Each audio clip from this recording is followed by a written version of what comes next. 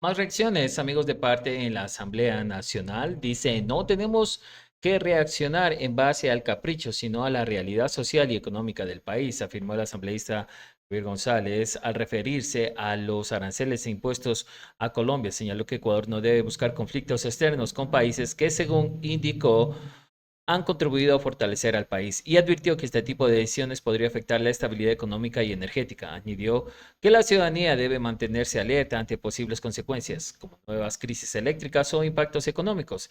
Insistió que el gobierno nacional debe dar la cara al pueblo ecuatoriano y atender los problemas reales, que a su criterio no están siendo tratados ni por el Ejecutivo ni por el Legislativo.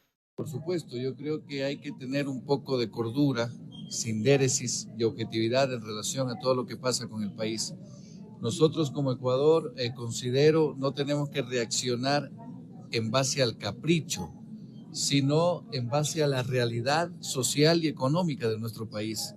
Empezar a buscar conflictos externos, especialmente con países que de una forma directa están contribuyendo también a poder fortalecer un país que desafortunadamente con esta administración actual se está devastando, es un error.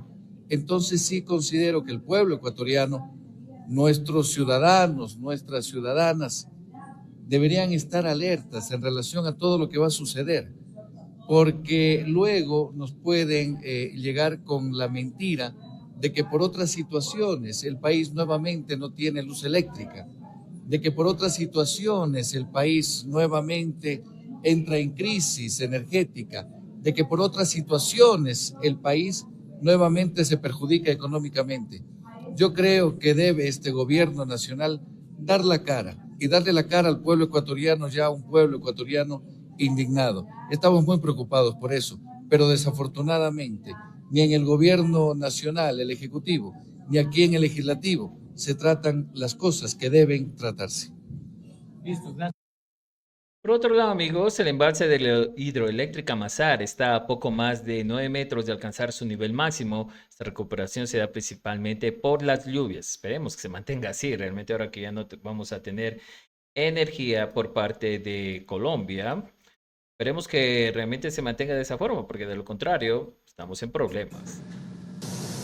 El fantasma de los apagones se aleja por las lluvias persistentes en el Austro, donde está el complejo hidroeléctrico Paute, el más grande del país.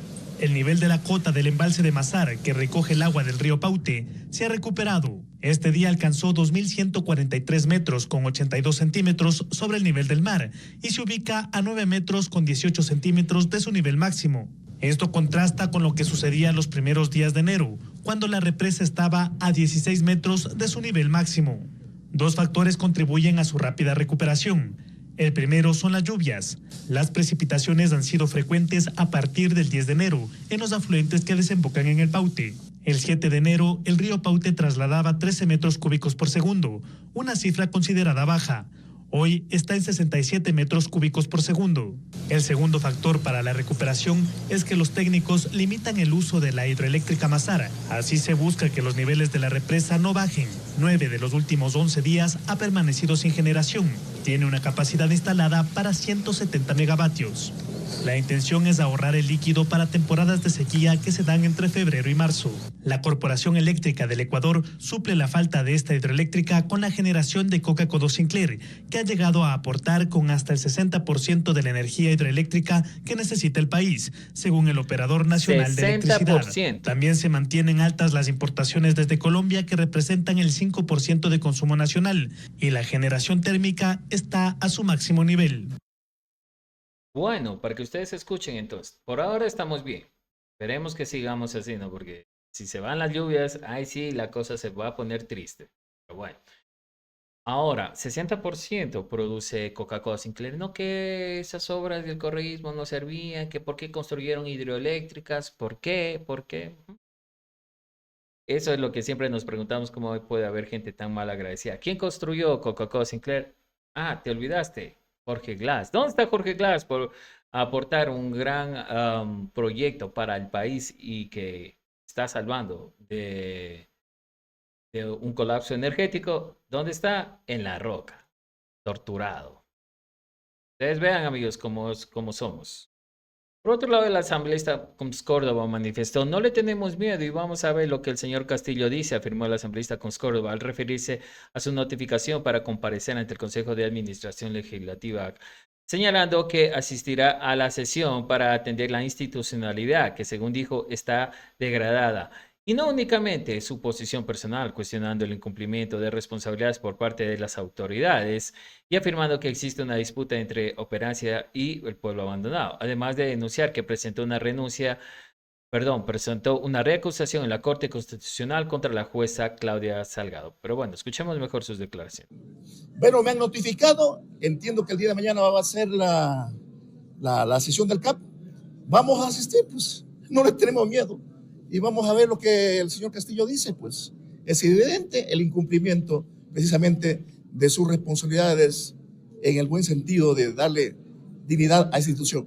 Lo único que haré es defenderme y lógicamente no defender a la asambleísta Córdoba, sino defender la institucionalidad porque está degradada. Y vamos a ver quién es quién. La opulencia que está del lado del señor Castillo o el pueblo que está abandonado acá con Cons Córdoba que está viviendo y que reclama. Ahí vamos a ver quiénes son los que están con la corrupción, que son ellos o quiénes son los que estamos fiscalizando y que no quieren que se fiscalice. Estas son las cosas fundamentales. Y lo otro, quisiera aprovechar también para decirle lo siguiente. Miren, el día 16 de enero, este viernes, presenté una denuncia, una recusación en la Corte Constitucional en contra de la jueza que lleva el caso, la jueza ponente, sobre el caso de arbitraje con Arabia Saudita, que firmó el presidente Noboa ahora en diciembre. Y que violentando la Constitución, porque el artículo 422 y lógicamente 418, a nosotros como asambleístas nos obliga, cuando esos tratados internacionales que afectan la soberanía, nos obligan a tratarlo acá.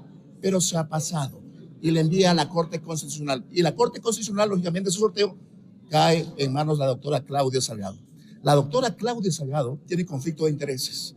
Por estas razones he puesto esta recusación para que la señora, en su conflicto de intereses, lógicamente, desista de ser la jueza ponente por la transparencia, por la constitucionalidad que debe estar, lógicamente, al servicio del pueblo, no al servicio de las transnacionales, no al servicio de un gobierno que, lógicamente, le importa los arbitrajes internacionales. ¿Cuáles son los motivos y las causas de la señora Claudia Salgado?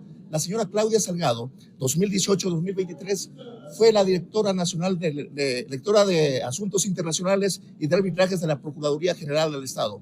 En ese tiempo, en vez de defender a los ecuatorianos, lo que hizo es precisamente defender el arbitraje internacional de la Chevron Texaco.